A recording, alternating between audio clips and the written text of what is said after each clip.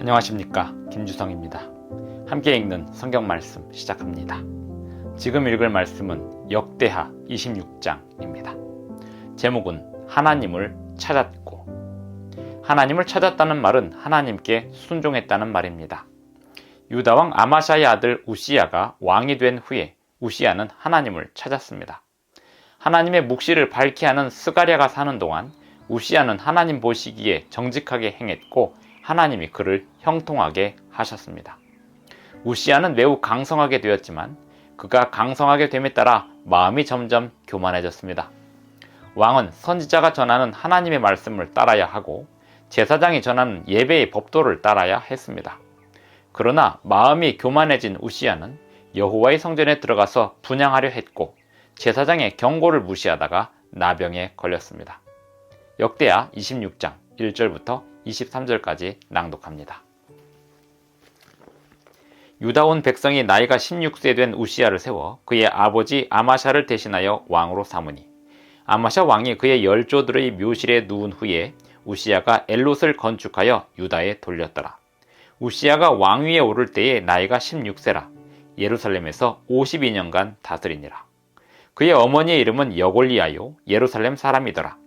우시야가 그의 아버지 아마샤의 모든 행위대로 여호와 보시기에 정직하게 행하며 하나님의 묵시를 밝히 하는 스가랴가 사는 날에 하나님을 찾았고 그가 여호와를 찾을 동안에는 하나님이 형통하게 하셨더라.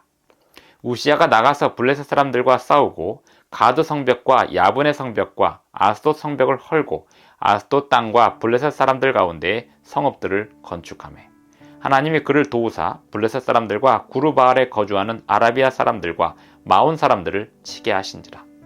암몬 사람들이 우시야에게 조공을 바치매 우시야가 매우 강성하여 이름이 애굽 변방까지 퍼졌더라. 우시야가 예루살렘에서 성 모퉁이 문과 골짜기 문과 성구비에 망대를 세워 견고하게 하고 또 광야에 망대를 세우고 물 웅덩이를 많이 파고 고원과 평지에 가축을 많이 길렀으며 또 여러 산과 좋은 밭에 농부와 포도원을 다스리는 자들을 두었으니 농사를 좋아함이었더라. 우시야에게 또 싸우는 군사가 있으니 서기관 여이엘과 병영장 마아세야가 직접 조사한 수요대로 왕의 지휘관 하나냐의 휘하에 속하여 떼를 지어 나가서 싸우는 자라. 족장의 총수가 2600명이니 모두 큰 용사요. 그의 휘하의 군대가 30만 7500명이라. 건장하고 싸움에 능하여 왕을 도와 적을 치는 자이며 우시야가 그의 온 군대를 위하여 방패와 창과 투구와 갑옷과 활과 물맷돌을 준비하고 또 예루살렘에서 재주 있는 사람들에게 무기를 고안하게 하여 망대와 성곽 위에 두어 화살과 큰 돌을 쏘고 던지게 하였으니 그의 이름이 멀리 퍼짐은 기이한 도우심을 얻어 강성하여 짐이었더라. 그가 강성하여 짐에 그의 마음이 교만하여 악을 행하여 그의 하나님 여호와께 범죄하되 곧 여호와의 성전에 들어가서 향단에 분향하려 한지라. 제사장 아사랴가 여호와의 용맹한 제사장 80명을 데리고 그의 뒤를 따라 들어가서 우시야 왕 곁에 서서 그에게 이르되 우시야여 여호와께 분향하는 일은 왕이 할 바가 아니요 오직 분향하기 위하여 구별함을 받은 아론의 자손 제사장들이 할 바니 성소에서 나가소서. 왕이 범죄하였으니 하나님 여호와에게서 영광을 얻지 못하리이다. 우시야가 손으로 향로를 잡고 분향하려 하다가 화를 내니 그가 제사장에게 화를 낼 때에 여호와의 전 안 향단 곁 제사장들 앞에서 그의 이마에 나병이 생긴지라. 대제사장 아사랴와 모든 제사장이 왕의 이마에 나병이 생겼음을 보고 성전에서 급히 쫓아내고 여호와께서 치심으로 왕도 속히 나가니라. 우시야 왕이 죽는 날까지 나병 환자가 되었고 나병 환자가 되매 여호와의 전에서 끊어져 별궁에 살았으므로 그의 아들 요담이 왕궁을 관리하며 백성을 다스렸더라. 우시야의 남은 시종 행적은 아모스의 아들 선지자 이사야가 기록하였더라.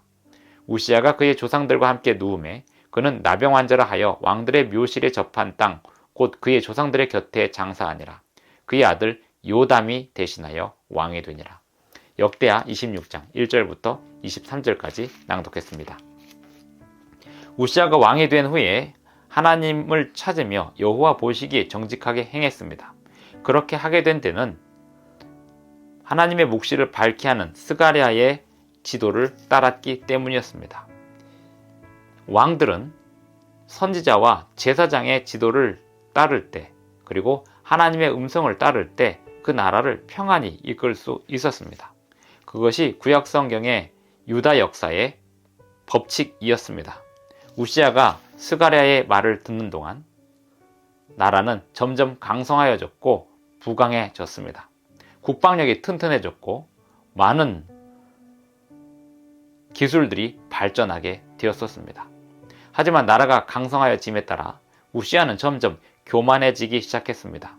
그리하여 제사장의 지도를 따르지 않고 감히 성전에 들어가서 왕이 직접 분향하려는 일을 시도합니다. 그것은 죄였습니다. 제사장은 왕에게 그렇게 하면 안 된다라고 권고하였으나 우시야는 그 제사장에게 도리어 화를 내다가 그의 이마에 나병이 바라게 되었습니다. 하나님께서 그를 치신 것입니다. 우시야는 그렇게 나병에 걸려서 별궁에 살다가 죽게 됩니다. 하나님께서 복을 주셔서 나라를 부강하게 이끌었던 우시야는 그의 마음이 교만해짐에 따라 제사장의 지도를 따르지 않고 교만한 행동을 하다가 나병에 걸려서 별궁에 살다가 죽게 된 것입니다. 유다 왕들의 역사에서 그들이 선지자의 말을 따르고 제사장의 지도를 따를 때 그 나라가 부강해진다는 단순한 원리가 있습니다. 우리는 이 단순한 원리를 지금도 적용하며 살아야 하겠습니다. 우리는 하나님의 율법에 순종해야 하고 선지자의 기별에 순종해야 하겠습니다.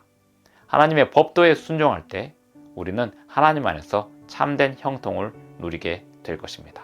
기도하시겠습니다. 하늘에 계신 우리 아버지, 오늘도 우리에게 새날 아침을 주셔서 감사합니다. 우리의 평안은 주님께서 주시는 선물임을 믿습니다. 주님의 법도에 순종하고 선지자를 통하여 주시는 기별에 순종하겠사오니 우리를 끝까지 인도해 주시옵소서. 예수님의 이름으로 기도합니다. 아멘. 감사합니다. 오늘도 행복한 하루 되시기 바랍니다.